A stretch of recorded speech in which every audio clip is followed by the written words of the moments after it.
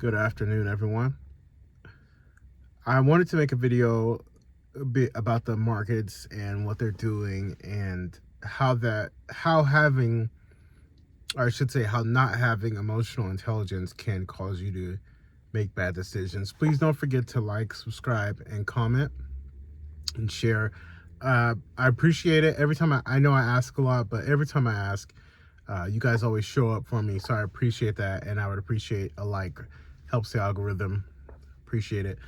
Uh, you have to overcome your emotions.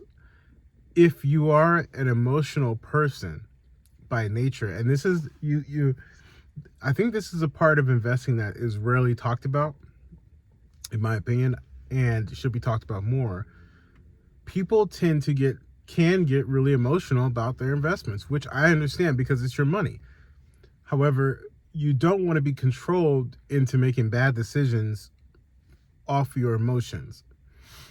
If you know you are a highly emotional person, I personally think you should stay in real estate.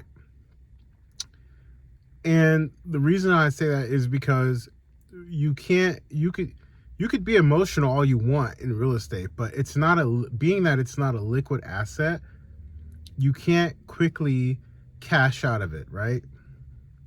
Whereas the stock market, when we have these topsy-turvy days, if it's stock market it's a low and you are actively watching that number go down, a lot of people tend to get emotional and they will sell as an emotional response, which I get it. He's like, I just need my money out, that you're going to save it.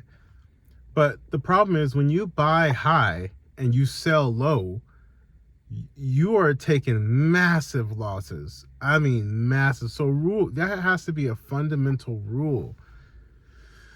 If the stock market is having a bad day, log off. Go do something. Go outside. Go read your favorite book. Go do something. Go. You need to shoot some hoops. Go work out. Go do something. Get your mind off of it, because it's not going to do you any good. You looking at it, and you selling off is just going to hurt you more, and it's going to take a longer time to, regroup. Now, it may take a week, a month, a couple months, maybe even a year. I don't know. It depends on how you're invested and what you're investing in. That's why you should work with someone who knows what they're doing. But, part of going and investing in anything, I think people need to do like some emotional testing or something like that, just so you don't hurt yourself making a bad decision. That's why they always say don't make a decision in the heat of a moment, right? Because your emotions are high. Your IQ is dropping. You can't think straight, right? Because your emotions are at all-time high, which is understandable. To not have emotions would not be human. So you have to somehow find that way to control and suppress that irrational emotional side of you. Get that out of you. Look at an investment for what it is. An investment. Don't panic. Steady. Keep your hands on the wheel. You could be nervous. But, I heard someone say, you can have butterflies, but make sure they're flying in formation, So you gotta settle down. Let's just, take in as much information as you feel comfortable. But if that becomes a problem, I would say don't look at information. This is why I like real estate, because if you are emotional, you can't just cash out of it. There is no let me sell, put it for sale sign, and it doesn't work like that. It requires you to be more strategic and to have better timing.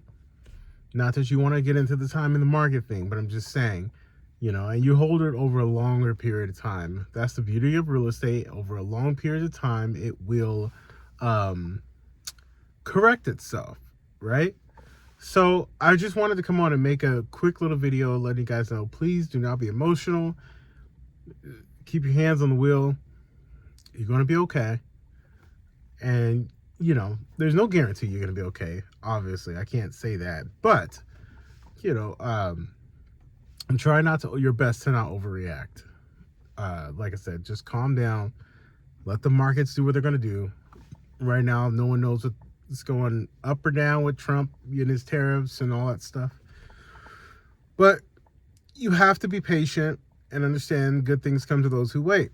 You may be waiting a long time. That's okay.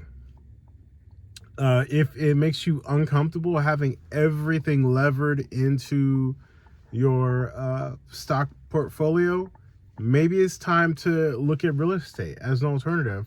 Maybe it's time to own a business of some sorts or be an investor of some sort. Maybe you are, at the end of the line and you don't have the energy or you don't have the drive to start a company or to do this or you don't want to manage real estate because you're already retired and blah, blah, blah. Well, maybe you could find someone who's trusted, who's been proven, and ask if you can invest in their deals, So there's ways around it. And I say that to say, like, if you don't have, it may bring you some calm if you're able to have other investments working while one is down, the other one's producing, and vice versa. So that's my 2 cents for the day. And I just want to say, overcome those emotions that can destroy a really good investment. Emotions, the older I get, the more I'm realizing how important it is, or the importance of having a high emotional intelligence, because life will life and it will come at you sideways. Doesn't mean you can't feel, doesn't mean you can't internalize it, but you still you got to shake it off. Things still got to get done. That's at least that's my 2 cents. So please don't forget to like, subscribe. I appreciate you guys. Have a good day. Bye.